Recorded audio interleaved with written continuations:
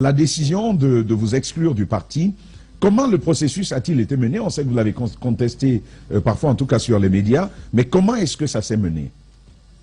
Bon, après, il faut savoir que, comme je l'ai dit tantôt, hein, nos relations n'ont pas toujours été faciles. Nous, on a eu toujours des mésententes sur beaucoup de sujets qui ont donné lieu à beaucoup de médiations.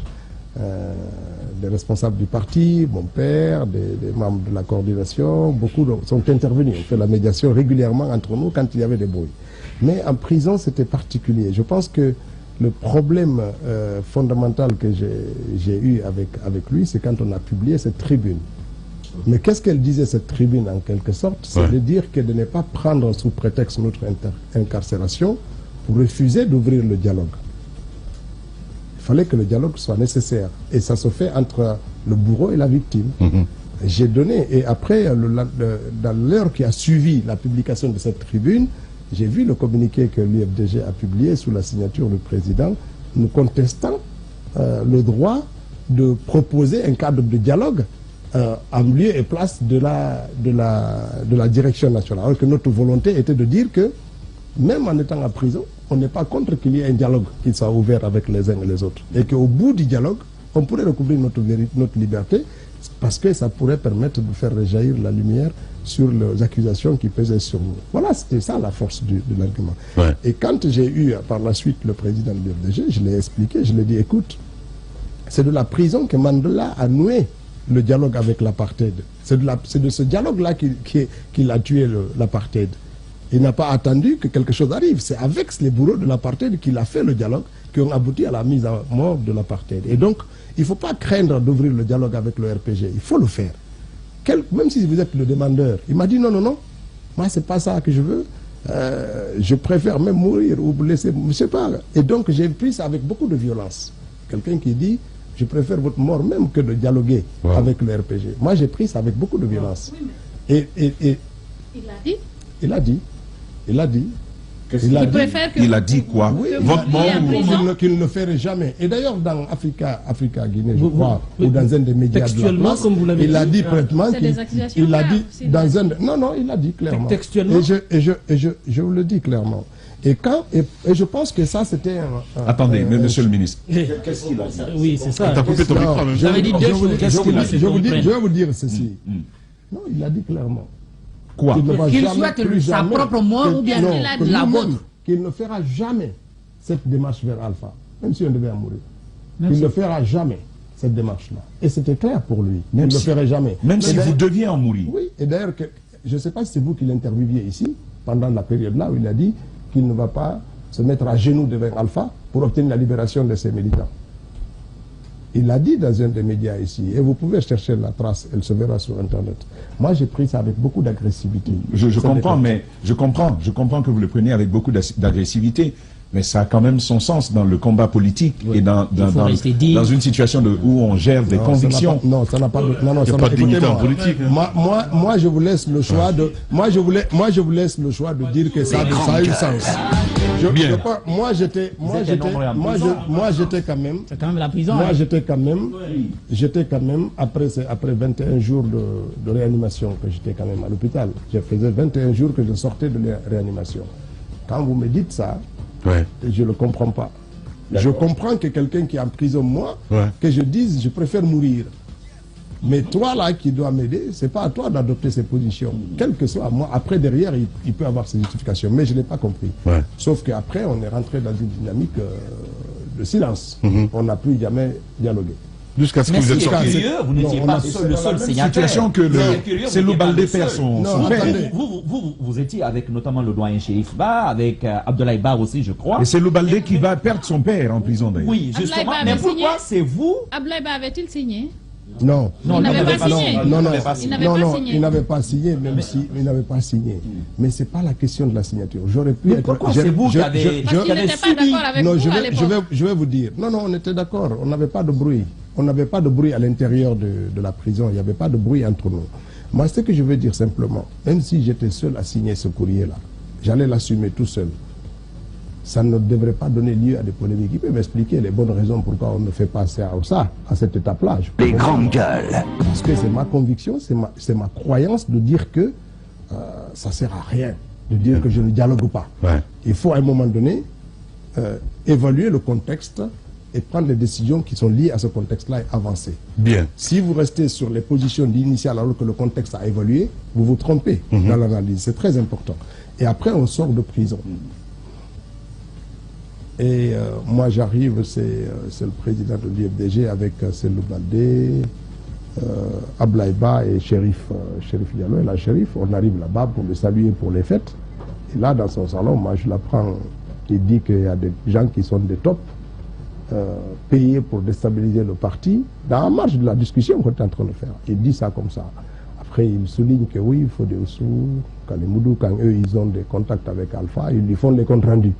Donc, genre, ceux qui ne font pas le compte rendu quand ils ont des contacts avec Alpha, c'est eux qui déstabilisent le parti. Là, il dit, et moi, j'étais assis, j'ai dit, écoutez, moi, je suis malade, je vais rentrer chez moi. Et je me lève, je pars chez moi. Parce que j'en avais vraiment là, quoi. Et je suis parti.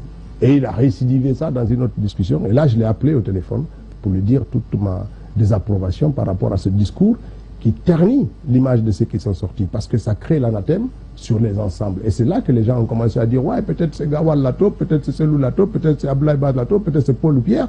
Et c'est allé dans tous les sens. Ça se situerait aussi dans l'opinion. Avez-vous été contacté depuis la prison? Parce qu'il y avait de la pression de l'extérieur. Mais je vais vous dire... En leur demandant d'écrire des courriers pour pouvoir obtenir leur libération.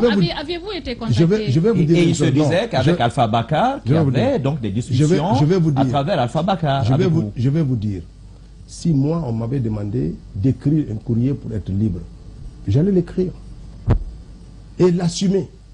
Si je prenais la décision d'écrire un courrier pour être libre et aller me soigner, j'allais écrire le courrier, l'assumer. Je n'allais pas dire à quelqu'un, si on me demandait, qu'est-ce que vous voulez? Je voulais être libre parce que de toute façon, toutes les accusations là, c'était fantaisiste. Qu'est-ce que ça sert d'être, on n'est pas costaud en prison? J'allais l'assumer pleinement en disant oui, sous la contrainte, on m'a dit de faire ça pour être libre. J'allais l'assumer. Où est le problème? Si j'ai fait quelque chose, je l'assume. Donc il n'y a jamais eu de contact avec Alpha? Non, c'est-à-dire que s'il y a des contacts avec Alpha, pour dire que les contacts avec Alpha, c'est pour déstabiliser le parti, mais j'allais le dire publiquement. Il n'y a jamais eu de contact. Quand je suis sorti de prison, on a dit oui, c'est pour payer. Mais qu'est-ce qu'on va me payer pour déstabiliser? Tu vas déstabiliser le parti en faisant quoi? Oui, mais... Parce que la question... Il n'y a jamais eu de contact avec Alpha? Attendez. Non, il n'y en a pas eu. Ok. Qu'est-ce qu'on va faire pour dire qu'on crée des conditions de déstabilisation? Ça veut dire quoi, déstabiliser un parti? Ça veut dire quoi? Après, tout, ça ne veut rien dire. Quand on est sorti, on s'est retrouvé un certain nombre de cadres du parti. Selou Baldé, moi-même, El Hadji Djouma, des gens de la France, Diogo Baldé, les Safa. On a trouvé un groupe de cadres. On a décidé de faire un diagnostic du fonctionnement de l'IFDG pour proposer des solutions. Et on a fait, pendant un mois, on travaillait sur, vraiment pour analyser toutes les faiblesses de notre organisation, aussi bien sur le plan politique que sur le plan du fonctionnement. Et on a fait un document qu'on a adressé au président de l'IFDG pour le conseil politique. Et le lendemain, on a appris qu'on était en train de faire un complot. C'est un document qu'on a travaillé en tant que cadre du parti. Est-ce que le document-là voulait parler de congrès, de changement à la tête du parti? Il parlait de l'évolution des structures, du changement des cadres, du changement des organisations, du changement de la politique, du changement de nos décisions, des mécanismes de fonctionnement du parti. Il touchait tous les aspects liés au fonctionnement du parti. Parce qu'on voulait que le pays et le parti soient institution. Est-ce que vous-même, à travers ça, il n'y avait pas cette volonté de changer la tête du parti? Mais la tête du parti changera. Tôt ou tard. C'est pas mais ça ne doit pas être un tabou. Mais surtout, de votre part, il s'est dit que par moment, vous avez osé dire je veux être candidat. Non, j'ai dit clairement qu'il fallait un candidat. Qu'il fallait carrément faire un congrès. On ne peut pas continuer à faire avec les mêmes équipes. Mais est-ce que depuis longtemps, vous aviez exprimé le besoin d'arriver à la tête du parti et que Selou l'a su, clairement? À part de par vos actions, est-ce que c'est sorti de votre discours? Écoutez, si moi, non, je n'ai pas dit chacun d'entre eux, lui-même me disait toujours, ouais, je suis pressé pour être là. J'ai dit, mais moi je ne suis pas pressé. C'est le temps qui est pressé. C'est clair comme ça. Mais vous sortiez quand même d'une élection présidentielle perdue. Ça vous a souvent traversé l'esprit d'être là à la tête du parti? Bien sûr. Bien sûr, ce n'est pas un tabou. Ouais. Et à supposer qu'il y ait eu congrès à un moment donné, est-ce que vous vous seriez présenté, par exemple, contre si je sentais, mais pourquoi pas? Ouais. Moi, je n'ai pas de barrière pour dire c'est celui je me présente contre lui. Si un congrès s'organise, si c'est celui qui est président et j'ai envie d'être là, je me présenterai contre lui. Mais la question, toujours membre. après l'élection présidentielle perdue de 2020, est-ce que vous n'étiez pas en train de contester finalement la légitimité de Cellou pour continuer à être le candidat du parti? Est-ce que le discours, en fait, sous-jacent, c'était pas désormais, il faut faire avec une autre personne, mais plus Cellou? Mais je crois à ça. Et puis concrètement, qu'est-ce que vous lui reprochez quand vous dites que le parti doit évoluer? Écoutez, je vais vous dire. Vous savez, statistiquement quand même, on peut dire à une assise, il y a un leader quand même qui, sur la base des résultats, qui est en pole position. C'est plutôt l'unanimité. L'unanimité encore. La meilleure manière de vérifier ça, c'est de faire des congrès. Oui. La meilleure manière de faire ça, de vérifier ça, c'est de faire des congrès ouverts et démocratiques. Ouais. La meilleure manière de le vérifier, c'est-à-dire que vous ne pouvez pas dire j'ai la légitimité si vous-même vous n'organisez pas les choses de façon démocratique et que vous ne maintenez pas le débat démocratique. Parce que le problème qu'il y a à l'intérieur, c'est que personne ne parle.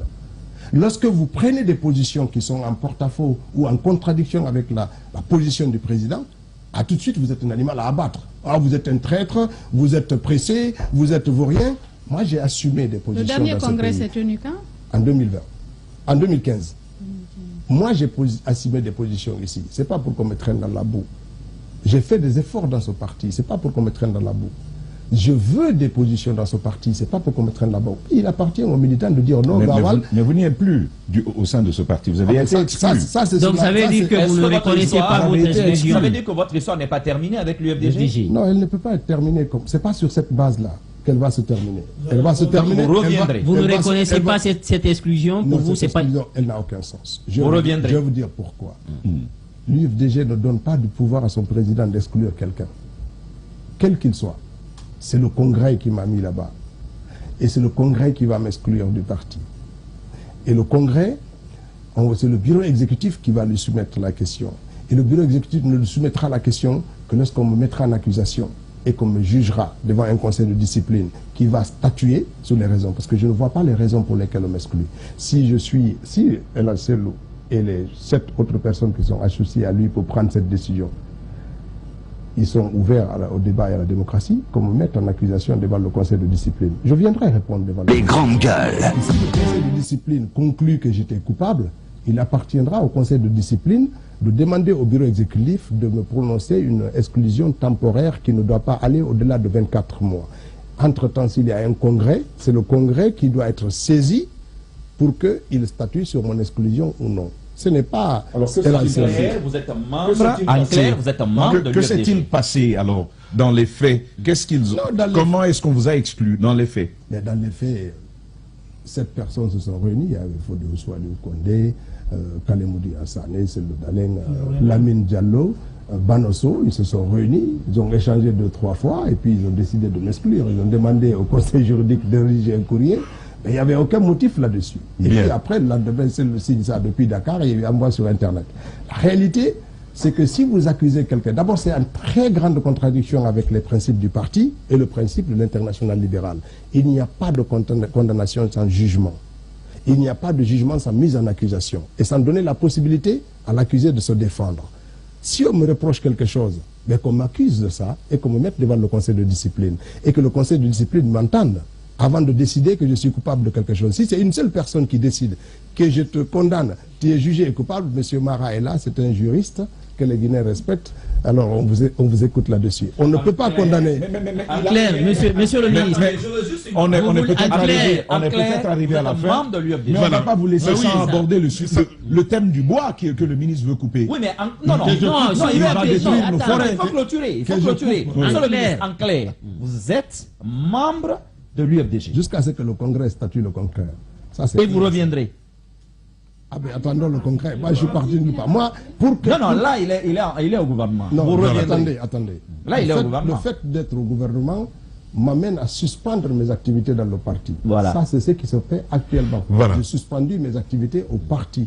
Bien. Mais si j'étais accusé devant un conseil de discipline, je demanderai l'autorisation à mon Premier ministre de venir devant le Conseil de discipline pour répondre. Bien. Jusqu'à ce qu'il statue sur ma culpabilité. Donc, après le gouvernement, on peut s'attendre au combat de Ousmane Gawal au sein de l'UFDG.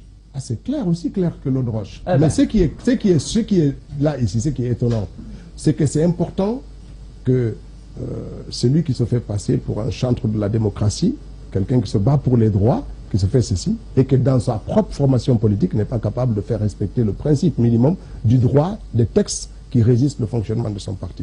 C'est un très gros problème pour lui et pour la Guinée. Parce que si on devrait mettre les textes de côté et gouverner sous la volonté simplement du chef, alors en ce moment-là, ce n'est pas la peine de revendiquer les droits de l'homme, ce n'est pas la peine de revendiquer la démocratie. Et notre adhésion, même à l'international libéral, devrait être remise en cause, parce qu'elle a pour principe le respect du droit des individus et le respect des procédures judiciaires édictées dans les textes des organisations politiques qui sont membres de l'international libéral. Et donc, vivement le retour de la démocratie à l'intérieur de l'UFDG et du débat contradictoire. C'est très important. Ceux qui ne veulent pas, il y a plein de gens à l'intérieur du parti avec lesquels on ne s'entend pas ou on s'entend sur des sujets précis, parce que tout ça n'est pas personnel.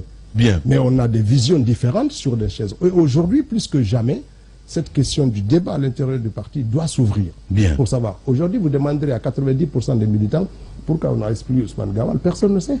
Même autour de la table ici, vous ne savez pas quelles sont les raisons. Ousmane Gawal Diallo était notre invité ce matin, mesdames et messieurs, chez les GG. On passe à cette rubrique. Les grandes gueules.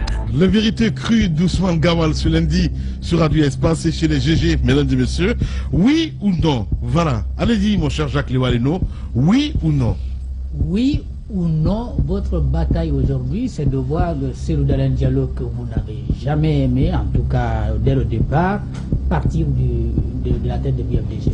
Non, je pense qu'il est temps qu'il y ait un renouvellement de génération. Il n'y a pas que lui.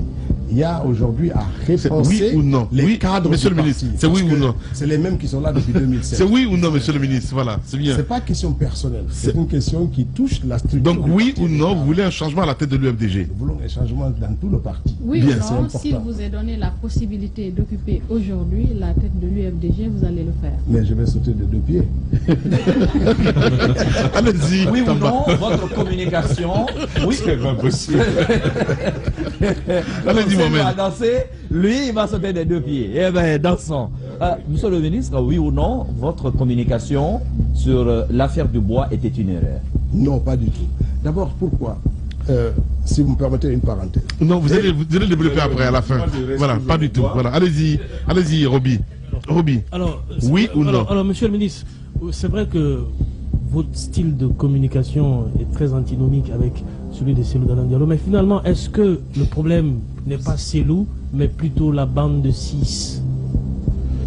Oui ou non? Écoutez, les conseillers ont toujours un rôle, mais le principal c'est... Oui ou non, le problème entre vous et Cellou vient de la bande des 6. Non, et ils peuvent attiser, mais le problème était là déjà depuis. Hein. Depuis le départ, il l'a dit. Certains d'entre eux essayent de faire... Parce que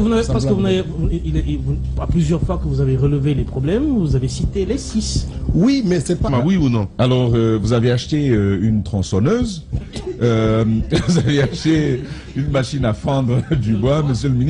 Vous nous avez même servi une sorte de business plan réduit, minimalisé, sur Facebook. Diba est là, c'est le spécialiste de business plan. Attendez-moi. Il y a une ONG qui a lancé une pétition contre votre business. La pétition veut que vous retiriez de ce marché-là.